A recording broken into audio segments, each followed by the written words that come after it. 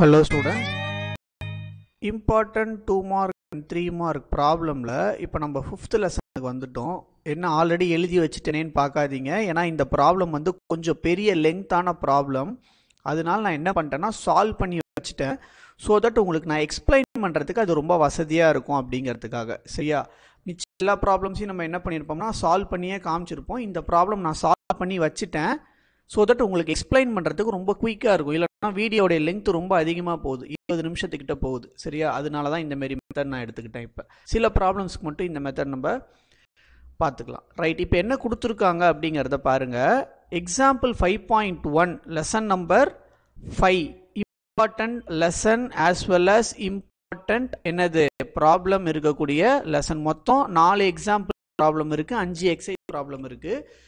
இந்த 9 ப்ராப்ளமே நம்ம என்ன பண்ணிடணும் பக்காவாக பார்த்து முடிச்சிடணும். அதில் வந்து பார்த்தீங்கன்னா இப்போ ஃபஸ்ட்டு 5.1 என்ன கொடுத்துருக்காங்க அப்படிங்கிறத பார்ப்போம். Consider a parallel plate capacitor. ஒரு பேரலல் பிளேட் கெப்பாசிட்டர் கன்சிடர் சொல்கிறாங்க. அதோடைய வோல்டேஜ் வேல்யூ எவ்வளோ கொடுத்துருக்காங்க பாருங்கள், 230 RMS உடைய வேல்யூ. நல்லா பாருங்கள், 230 RMS. சரியா, அப்போ அதோடைய ஃப்ரீக்வன்சி எவ்வளோ கொடுத்துருக்காங்கன்னா 50 Hz கிவன் எடுத்து எழுதியிருக்கேன். ஓகேவா, if the distance separation between இந்த ரெண்டு பிளேட்டுக்கு இடையில இருக்கக்கூடிய டிஸ்டன்ஸ் ஆஃப் செப்பரேஷன் வந்து எனக்கு 1 மில்லிமீட்டர். நான் அதை மீட்டருக்கு எப்படி மாற்றிக்கிறேன், நான் 1 × 10⁻³ மீட்டர்னு மாற்றிக்கிறேன். கிளியராக இருக்கா? ரைட், அப்போ இது வரைக்கும் என்னுடைய ப்ராசஸ் முடிஞ்சிருச்சு. அடுத்து ஏரியா ஆஃப் த பிளேட் எவ்வளோ கொடுத்துருக்காங்கன்னா 20 சென்டிமீட்டர் ஸ்கொயர்னு கொடுத்துருக்காங்க. இந்த 20 சென்டிமீட்டர் ஸ்கொயரை நான் என்னவா மாற்றணும், மீட்டர் ஸ்கொயராக மாற்றப்போ 10⁻⁴ அப்படின்னு வரும். கிளியராக இருக்கா? இது வரைக்கும் புரிஞ்சிச்சா? ரைட், அல்டிமேட்டாக நம்ம கிட்ட என்ன கேட்குறாங்கன்னா தே are asking us to find the displacement current. நம்ம கிட்ட என்ன கேட்குறாங்க, டிஸ்பிளேஸ்மெண்ட் கரண்ட்டை கேட்குறாங்க. அப்போது டிஸ்பிளேஸ்மெண்ட் கரண்ட்டோடைய ஃபார்முலா என்னது நம்மளுக்கு, ID = ε0 d∅e/dt அப்படிங்கிறது தான். இதில் φ(e) அப்படிங்கிறது என்னது, எலக்ட்ரிக் ஃப்ளக்ஸ். அப்போ இந்த எலக்ட்ரிக் ஃப்ளக்ஸை நான் இந்த இடத்துல எழுதலாம்ல, this electric flux is nothing but what, எனக்கு EA அப்படின்னு கிடைக்கும். கரெக்டாக, எலக்ட்ரிக் ஃப்ளக்ஸோடைய ஃபார்முலா என்னது, EA cos θ வரும். நம்ம இந்த இடத்துல என்னென்னு எழுதுறோம், EA அப்படின்னு எழுதுவோம். இப்போ EA கரெக்டா. இப்போ பாருங்க, இந்த ஃபார்முலால நான் அதை சப்ஸ்டியூட் பண்ணுறேன். φ(e) என்னது, EA. அப்போ இது எப்படி மாறும் பாருங்க நம்மளுக்கு. இதில் E அப்படிங்கிறது என்னது, எலக்ட்ரிக் ஃபீல்டு. இந்த எலக்ட்ரிக் ஃபீல்டோடைய வேல்யூ நம்மளுக்கு கொடுக்கல. அதுக்கு பதிலாக நம்ம கிட்ட என்ன கொடுத்துருக்காங்கன்னா டிஸ்டன்ஸையும் VRMS உடைய வேல்யூவும் கொடுத்துருக்காங்க. அப்போ நம்மளுக்கு ஆன்சர் எப்படி மாறும் இடத்துல, electric field equal V/D voltage divided by distance. அதை தான் நான் இந்த இடத்துல சப்ஸ்டியூட் பண்ணியிருக்கேன். எப்சிலான் அப்படியே போட்டிருக்கேன், ஏரியாவை அப்படியே போட்டிருக்கிறேன். இந்த ஈக்கு பதிலாக என்ன கிடைக்கும் நம்மளுக்கு, V வரும். அந்த டியை நான் வெளில எடுத்துட்டேன். அப்போ dV/ இந்த dt இங்கே வந்துடும். கிளியராக இருக்கா? ரைட், இப்போ பாருங்க எப்படி அப்ரோச் பண்ண போகிறோம் பாருங்க. ஃபர்ஸ்ட் எடுத்தோடனே நம்ம இந்த எலக்ட்ரிக் ஃபீல்டில் இருக்கக்கூடிய மேக்ஸிமம் வோல்டேஜ் தானே நம்ம கண்டுபிடிக்கணும். அந்த V = என்னது, Vm sin ωt அப்படிங்கிறதா நம்மளுடைய ஃபார்முலா. கரெக்டா. ஆனால் இந்த Vm அப்படிங்கிறது என்னது, மேக்ஸிமம் வோல்டேஜ் நம்ம கொஸ்டின்ல கொடுக்கல. அதுக்கு பதிலாக என்ன வேல்யூ கொடுத்துருக்காங்க, RMS வேல்யூ தான் கொடுத்துருக்காங்க. அப்போ நீங்கள் இந்த Vm எப்படி மாற்றலாம், Vm is nothing என்னது, இங்கே எழுதியிருக்கேன் பாருங்க, VRMS × √2 அப்படின்னு போட்டுக்கலாம். அப்போ VRMS உடைய வேல்யூ எவ்வளோ கொடுத்துருக்காங்க கொஸ்டினில், 230 கொடுத்துருக்காங்க.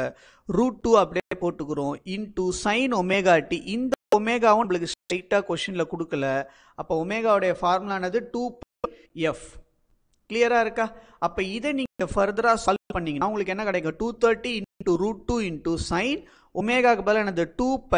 F உடைய வேல்யூ தான் எவ்வளோ கொடுத்துருக்காங்க, இந்த F உடைய வேல்யூ வந்து எவ்வளோ கொடுத்துருக்காங்க, 50 அப்படின்னு கொடுத்துருக்காங்க. கரெக்டாக, இந்த F உடைய வேல்யூ எவ்வளோ கொடுத்துருக்காங்க, 50. கிளியராக இருக்கா? எஸ், இந்த F உடைய வேல்யூ எவ்வளோ கொடுத்துருக்காங்க, 50. அதெல்லாம் நான் இங்கே சப்ஸ்டியூட் பண்ணியிருக்கேன். அப்போ இதை சால்வ் பண்ண என்ன ஆகும், 230 × √2 பண்ணால் 325 கிடைக்கும். சரியா, 2 × 50 பண்ணால் 100. அப்போ இந்த ஆன்சர் வரைக்கும் நான் எடுத்துகிட்டு வந்துட்டேன். கிளியராக இருக்கா? ரைட், இப்போ அடுத்து என்ன பண்ணியிருக்கோம் பாருங்க. இந்த ஃபார்முலா மெயின் ஃபார்முலா தானே, இதுதானே நம்ம இப்போ சால்வ் பண்ணணும். அந்த ஃபார்முலாவுக்கு எடுத்துகிட்டு வந்தாச்சு. அப்போ ID = ε0 A/d dV/dt. இந்த ஃபார்முலா இப்போ தான் நம்ம ரீஅரேஞ்ச் பண்ணோம். கரெக்டாக, ரீஅரேஞ்ச் பண்ணிட்டு தான் இந்த ஃபார்முலாவை நம்ம என்ன பண்ணுறோம், எடுத்துகிட்டு வந்திருக்கோம். அதுக்கு முன்னாடி நான் உங்களுக்கு எக்ஸ்பிளைன் பண்ணேன். ஜஸ்ட் இதுக்கப்புறம் வெறும் சப்ஸ்டியூஷன் மட்டும்தான் பண்ண போகிறோம். எப்சிலானோடைய வேல்யூ என்னது, 8.85 × 10⁻⁻⁻. சிம்பிள். கொஷினில் கொடுப்பாங்கன்னு நினைக்காதீங்க, நம்ம தான் ஞாபகம் வச்சுக்கணும் எப்சிலான் நாட்டோடைய வேல்யூ. அடுத்து ஏ அப்படிங்கிறது என்னது? Area of cross section. Area of cross section நம்ம என்னன்னு மாற்றினா 20 × 10⁻⁻⁴ மீட்டர் ஸ்கொயர், அதுதான் போட்டிருக்கேன். டிங்கிறது என்னது? Distance of separation. எவ்வளோ? 1 × 10⁻³ 1 மில்லிமீட்டர்னு கொடுத்துருக்காங்க, நம்ம அதை மீட்டர் மாற்றிக்கிறோம். கிளியரா இருக்கா? ரைட். இப்போ அடுத்து என்ன கொடுத்துருக்காங்க அப்படிங்கிறத பாருங்க. dv/dt. இந்த v தான் இங்க கண்டுபிடிச்சிருக்கோம் நம்ம. இந்த v தான் நம்ம என்ன பண்றோம்? இந்த இடத்துல ஃபைண்ட் இருக்கோம். அப்ப அதை அப்படியே எடுத்து நான் இந்த இடத்துல எழுதியிருக்கேன். சரியா?